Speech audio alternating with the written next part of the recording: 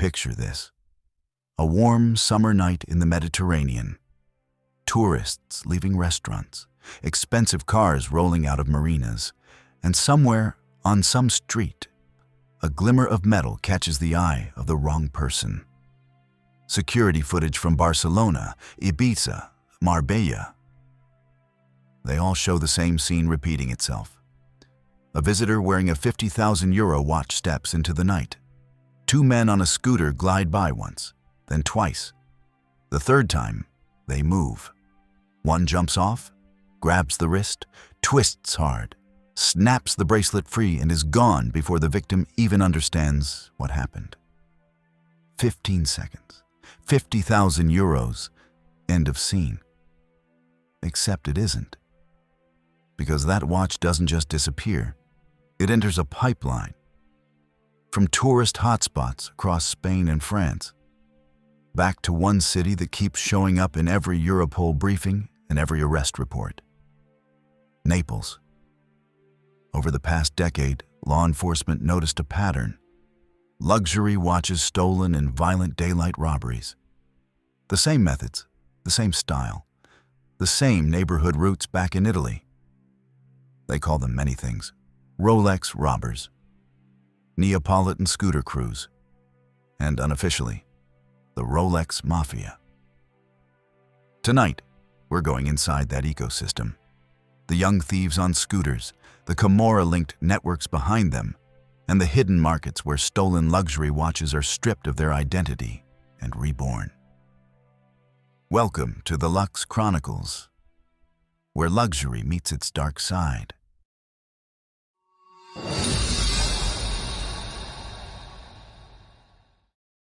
Across Europe, watch theft isn't a side story, it's a trend line.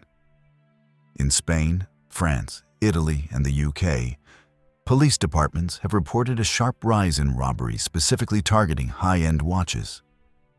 Rolex Submariners, Daytonas, Patek Nautilus pieces, Audemars Piguet Royal Oaks, Richard Milles. They're perfect criminal merchandise. Small, valuable, and gone before anyone even realizes what happened. Local newspapers in Barcelona, Ibiza, and the Balearics started treating these robberies not as isolated events, but as part of a tourism season economy. But behind many of them, behind the scooters, the violence, the lightning-fast grabs, investigators kept noticing the same thing. The crews often came from Naples.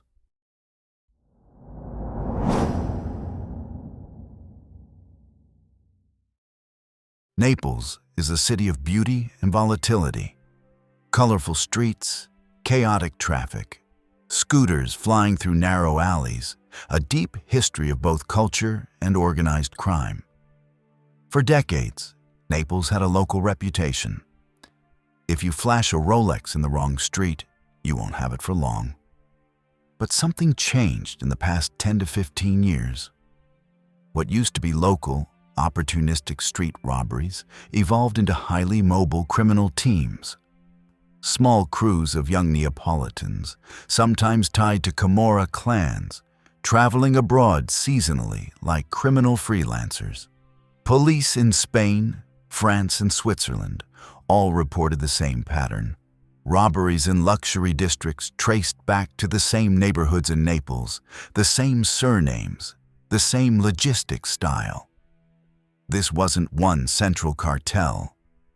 It was an ecosystem, dozens of micro crews operating independently, but using the same methods and serving the same downstream buyers.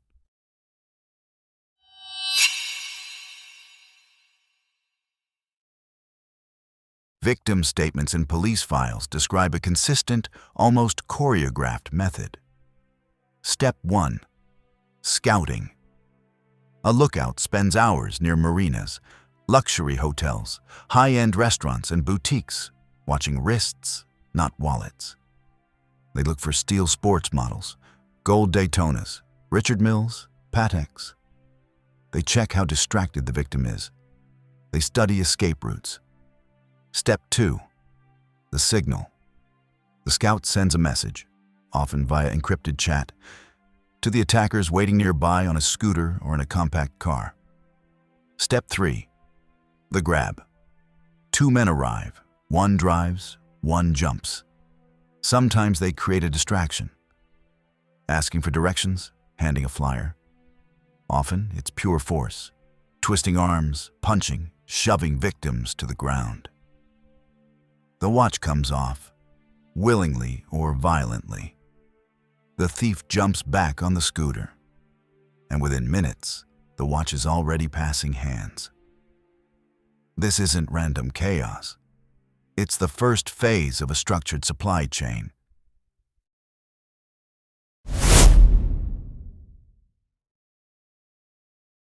This is where the story jumps from street crime to organized business. Multiple investigations across 2024 and 2025 revealed what happens after the robbery. The attackers hand the watch to a second team, often within minutes, to break the police trail. The watch is couriered back to Naples, sometimes the same day. Local fences buy the watch at 30 to 40% below market value. These fences then resell the pieces at double or triple the price at private showings, second-hand fairs, or to wealthy buyers, especially Asian and Arab clients, who pay near retail with fewer questions asked. And some watches don't stay intact. Investigators uncovered cases where Richard Mille watches were fully dismantled and reassembled to create effectively new, untraceable pieces. Unique builds, erased serials, clean identity. That's not the work of random street thieves. That's a full industry.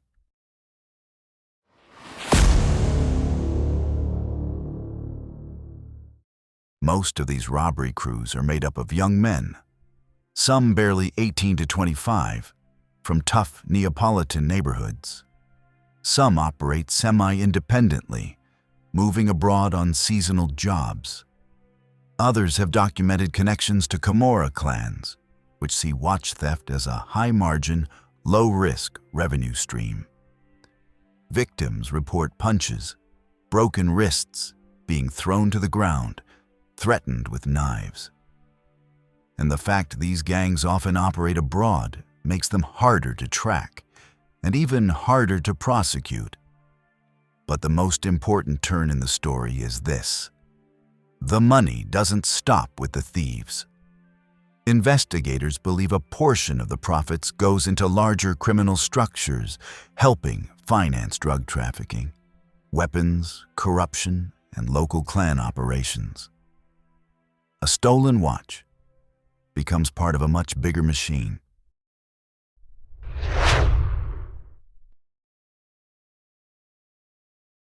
For years, police treated these robberies as local incidents. One in Marbella, one in Milan, one in Barcelona, one in the Balearics. But eventually, the dots connected. By 2023 and 2024, Spain, Italy, and Europol began sharing data systematically: phone numbers, tattoos, scooter models, neighborhood origins, travel patterns. Patterns appeared, names repeated, calls traced back to the same Napoli districts. Then came the crackdowns. In 2024, European police arrested 35 members of a Naples-based watch robbery network. Dozens of luxury watches recovered. Stolen goods, cash, vehicles, and properties seized. In 2025, Spanish police launched a massive follow-up operation. 36 arrests, 25 more suspects identified, almost 50 robberies solved, 12 high-end watches recovered, valued at nearly 2 million euros. Including pieces worth 200,000 to 500,000 euros. And the scale was so big that police formed specialized units dedicated only to luxury watch robberies. Equipo Rolex in Marbella, Chronicles in Madrid, Titani in Catalonia, but even behind bars, Some ringleaders allegedly continued coordinating robberies abroad, using phones and intermediaries to recruit new kids from the neighborhood. Cut off one crew, another rises. Because as long as people keep wearing six-figure watches, someone will want to take them.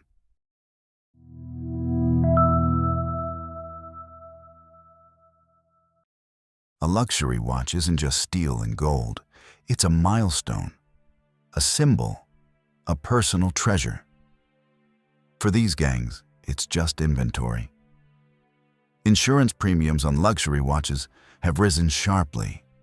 Some brands quietly advise clients not to wear certain pieces at night in certain cities. Collectors trade not only references and movements, but safety tips. Tourism boards hate it. Cities struggle with the reputational damage. And regular people who saved for years for a Grail watch now think twice about wearing it outside. A watch that once symbolized achievement now carries risk.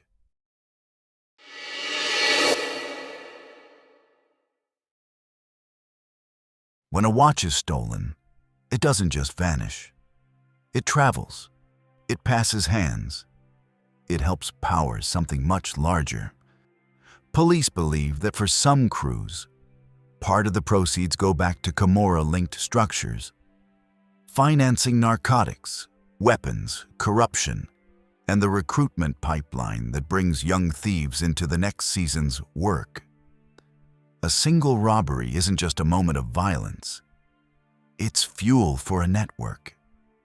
And somewhere, months later, your watch might be sitting on another wrist, cleaned, redialed, wearing a fake warranty card, while the original owner still argues with insurance. All because one night, a scooter came around the corner.